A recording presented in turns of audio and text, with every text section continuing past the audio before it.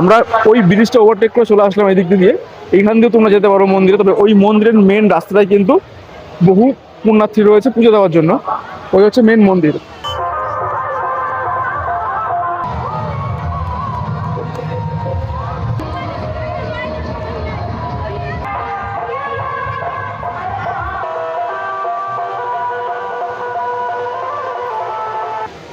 টুটি ঝর্ণা যে মন্দির, সেই মন্দির তার পাশেই রয়েছে টুটি ঝর্ণা।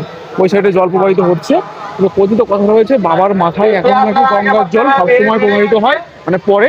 আর কথিত কথা রয়েছে যে বাবার ওখানে জ্যান্ত দুটো সাপ কিন্তু এখনো আসে, ওখানে থাকে সবসময়।